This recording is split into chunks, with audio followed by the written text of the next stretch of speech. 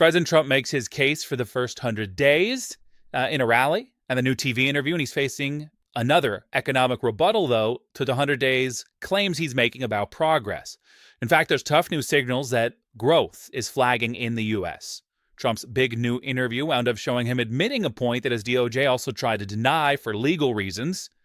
Trump admitting he's refusing to pick up the phone and facilitate a detainee's return. And so he's not really following the Supreme Court order by his own admission. So we're going to get into both of these stories for you tonight. I want to begin with the sort of double-barreled problem the administration's facing as markets have slowing growth and mounting uncertainty. The White House received its first GDP report card. The economy shrank 0.3% in the first quarter of 2025. The U.S. economy shrinking for the first time in 3 years. The headline was that GDP in the first quarter contracted. First time we've seen a negative number since 2022. The sharp reversal from the 2.4% growth we saw in the fourth quarter. The economy is contracting. There's no doubt about it. Tariff turmoil sending GDP into the red. Stocks selling off a bit as the president's trade war now leading to big questions about where this economy is heading. And the problems that Trump started in the markets are not just staying there. That news about a shrinking economy means a higher recession risk. Now, let's be clear and fair. Many factors, of course, can shape economic growth or retreat when you're talking about the entire U.S. economy or, as so much has been discussed lately, the entire global interaction of the economy. Those new numbers on the contracting overall gross domestic product, is that because of Trump's tariffs? Well, largely the answer is yes. The main driver of the first quarter contraction was Trump's trade war. That's from the Wall Street Journal, a kind of journalistic Bible for the financial class. And the point can be nuanced. Markets and growth often reflect plans for the future, expectations, right? Businesses will make moves. In this case, they have been bracing for the much advertised tariffs to take effect. So those new numbers were recorded before the Trump tariffs officially hit. Now the U.S. economy is at risk of repeating pandemic-era scenes, empty shelves, shortages of popular goods. That's from Axios. And it's what big box CEOs have warned about in a private meeting with President Trump. And it's not immediately reversible because the tariffs can bring what they call long disruptions in these supply chains. And then there are the toys. China makes many products that Americans buy. We know about prices going up, but some products like toys could become so hard to find at all that we're out of them for months, stretching all the way to Christmas.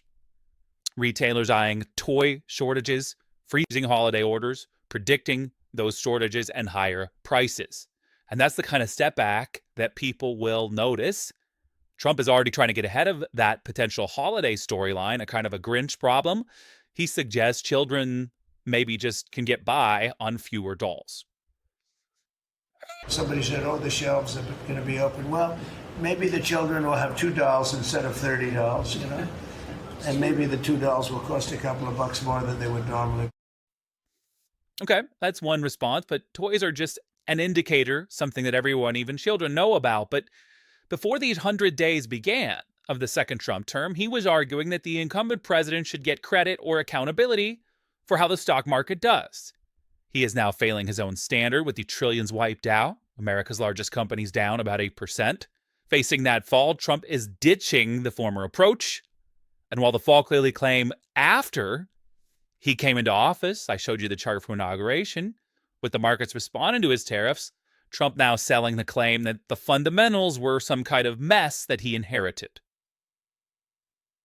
Since the election, the stock market has surged. Is calling it I don't want to say this, it's too braggadocious, but we'll say it anyway, the Trump effect. Now, stock market's not doing so well, and you're saying that's the Biden stock market, yet you are the president. Can you explain that? Yeah, I'm not taking credit or discredit for the stock market. I'm just saying that we inherited a mess. When you look at the stock market in this case, it says how bad a situation we inherited. That's the president's argument. He has every right to make it, but the markets aren't exactly buying it. Trump held this cabinet meeting today with MAGA merch and hats on the table. You can see him there. Fellow internet marketer Elon Musk certainly knows a photo op.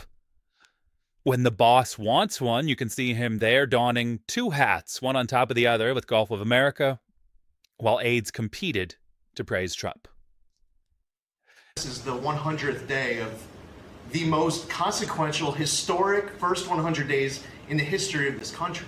I think this could be the greatest administration since the founding of the country. Mr. President, I want to thank you for your vision, for your leadership, for giving me the 100 busiest days of my life, and most exciting.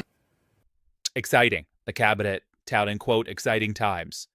That's the president's sort of chosen message, obviously pretty coordinated and repeated today. But off stage, there's more scrutiny on Trump's blatant conflicts, abusing shadowy virtual currency networks, the Trump White House eviscerating the boundary between private enterprise and policy without precedent in history.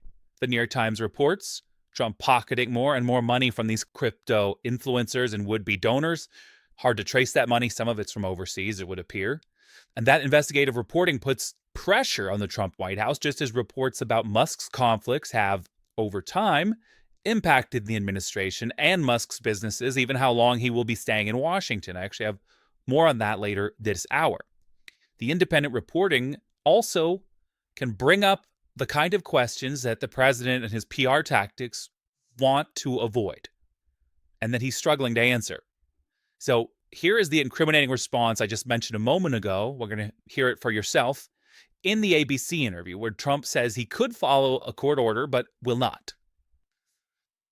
You could get him back. There's a phone on this desk. I could. You could pick it up, and with all the power of the presidency, you could call up the president of El Salvador and say, send him back right now. But the court has ordered you to facilitate that, his I'm release. not the one making this decision. We have lawyers that don't want to do this. But the buck stops in this office. No. I follow the law.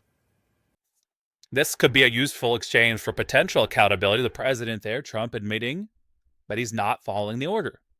Then, in the exchanges you heard, he kind of remembers at the court reference that the entire Trump DOJ strategy has been to pretend this is somehow muddled. You might recall when they had a bilateral meeting and had the other head of state say, what would we do? How would this even work? That it would be somehow hard to do. And then he says he claims to follow the law, which is a reminder that things still matter because he understands that it would antagonize the judges he needs and hopes to win over part of the time, and much of the country to admit the opposite, that they are not following a law. So you have sort of two sides of that answer there.